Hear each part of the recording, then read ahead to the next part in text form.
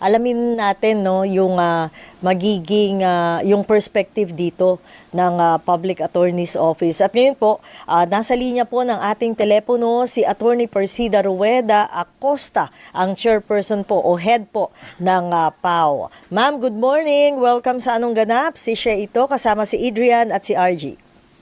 Hello, good morning. Good morning, ma'am. Mga kababayan. Opo. Okay po. Ma'am, good morning. Una, teka lang, bigyan niyo muna kami ng idea kasi maraming mga kababayan natin ang hindi nakakaalam na yung PAO ay tumutulong po pala sa mga gustong mag-file ng annulment. Pero ito ay may pre-qualification, di ba ma'am?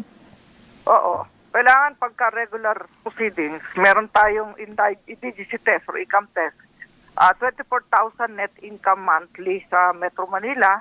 Tumaas na yan. Dati 14 ginawa namin 24. Net ha? Less net. yung lahat ng utang. Tapos yung sa other cities, 22,000 monthly net income. Other municipalities ay 20,000 monthly net income. Kumusta Parang nun? maliit. Oo. Parang maliit naman, Chief. Baka sana pwedeng taasan. Paano ba yan? Batas ba kailangan nun para mataasan? Nataasan na po namin base po sa Family Income Index, Consumption Basket ng DTI at TEDA. Doon po kami nagbase. Ma'am, Kasi pag net income na yan, talagang ano na yan yung pinakasubi na o savings na yan. Kumusta yung Pinapapasihan natin. Kumusta ma'am yung mga yung dami ng mga lumalapit sa inyo? Maabot po na mahigit 3,000 kada taon ang pausi cases natin. At marami pong babae nagrereklamo na pinupumpok sila o kaya ay ginagahasa yung kanilang anak o kaya ay yung incestuous rape o kaya naman ay may economic abuse at psychological abuse. Yung mga ganyan ay talagang intolerable na yung sitwasyon na yan Bakit hayaan pa natin mabuhay ang isang pamilya sa isang away dito, away doon, pangayan, walang kapayapaan? Kung hindi na irreconcilable indifferences na yan Kaya dapat bigyan na ng kalayaan ng isang taong nakukulong sa isang papel na wala namang kaligayahan kundi impyerno ang kanilang buhay. Ma'am, bago ko tuluyan tumawid sa divorce, ito bang 300,000 na to pag More than 3,000 sorry. po. Etong Average 3,000 na to, ma'am, etong lumalapit na to, usually gaano katagal ba yung pagproseso ng annulment proceedings po? Naku po, depende yan. Nung araw, nung private ako, nagsasign ako sa PAO, kaya ko ng 3 buwan, isang annulment. Basta doon lahat ang testigo Pati psychiatrist, psychologist. Tapos nagko-cooperate yung plaintiff. Yan. Di bali namang hindi na sumipot na yung respondent Pero kailangan may proof na walang collusion. So sa puntong yan ay talagang iba, tumatagal. Yung isa nga na-archive na At hindi niya kaya magbayad ng psychologist. Pag lumapit sa PAO, ma'am, yun lang ang babayaran, yun sa psychologist. Ayun. Kaya nga, nagre-request kami ng item ng psychologist pero hindi kami napagbigyan ng DBM para libre sa maralitang Pilipino. Hindi kami napagbigyan. Naku, mahal na pa naman magkaroon nun. ng psychiatrist o psychologist position. So, sa puntong yun ay talagang ginagawa naman namin ng lahat para masunod ang proseso ng declaration of nullity on the ground of psychological incapacity. Magkano po ba inaabot usually kung bawa sa pribadong psychologist lalapit yung isang yung nagpapaanal? Magkano Depende po usually sa yun? sir. Depende po sa kalidad ng psychologist o psychiatrist. Kanya iba-iba ho ang bili. Nung araw, 20.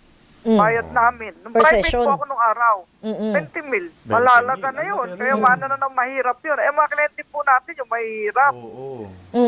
Saka kung di mo bibigyan ng karapatan na talagang mag-ayos ng buhay at makapag-asawang muli, mapopromote ng Estado ang illegitimate relationship at mapopromote ang panganak at pagsusupling ng mga illegitimate o anak sa labas.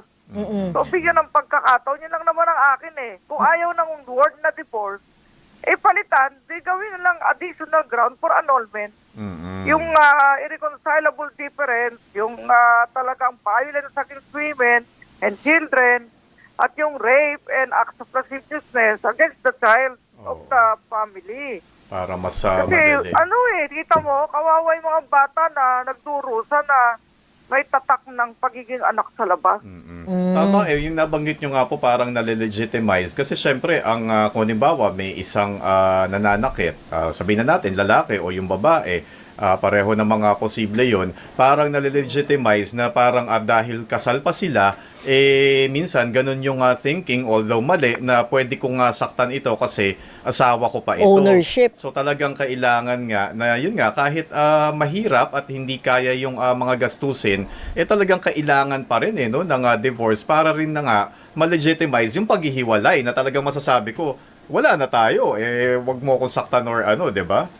So, Oo, ganun saka yung iba, hindi makatakas dyan tinatakot sila. Ayun. O, papatay kita pag nag-file ka ng annulment. Manggugulo ako sa'yo. Lalo yung mga nasa high profile at nasa public life ng mga babae.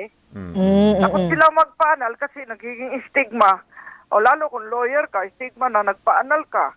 Tapos sasabihin kasi gusto mo lang mag-asawa kasi may kaabit ka. Ganun-ganun. Parang nire-ridicule yung gustong lumaya sa isang kapirasong papel na nga lang niya kung kayo ay lagi nag-aaway at nagtulo ko yung isa Ma'am, Attorney Percy, ang ano yung, kasi pabalik-balik na tong divorce bill sa Kamara at sa Senado, di ba? So parang ano yung gusto nyo na sana maging perspective nito nga mga mambabatas natin na hanggang ngayon talagang hardline na anti-divorce? Kasi ang sinasabi nga na syempre kung ano yung pinagsama ng Diyos ay hindi dapat pinaghihiwalay ng tao. So yung till death do us part. Alam mo yan, yung versikulo na yan sa Mateo, sa Ebanghelyo, merong exception si Jesus dyan Liban na lang sa pagkikiapid. Pag nakiapid tayo isa, pumapayag si Jesus na maghiwalay. Pero kung hindi Yung naman kasing nakiapid. perspektiba ng iba na ayaw ng Diyos ng divorce, sa Vatican nga may divorce merong ang church annulment At sa Spain kaya yung iba, dapat aralin po nila ang banal na kasulatan. Ako po ay Bible reader, kaya nakita ko po yan Pumayag si Jesus kung nakikiapid na isa. Ano, kung humanizer yung isa naman lalaki-ero. OFW lalaki, trabaho. Pagdating niya, buntis yung asawa niya, matagal siyang wala. Kasakit kaya nun. Hindi mo pa rin papayagan na mabuhay, na maligaya. At kung dadali mo Saka iba talaga yung may kasama kang masaya ka. Kaya nga sa Ecclesiastes, sa susulat, dalawa ay maigi kaysa isa. Malungkot yung mag-isa ka lang Totoo Iba naman talaga yan. yung may kasama.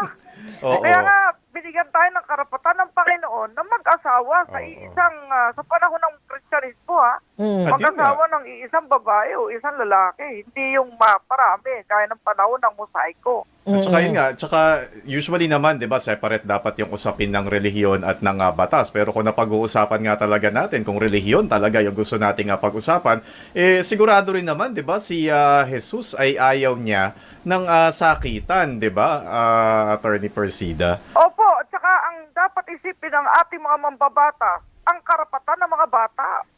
We are the protector, the state should protect our children.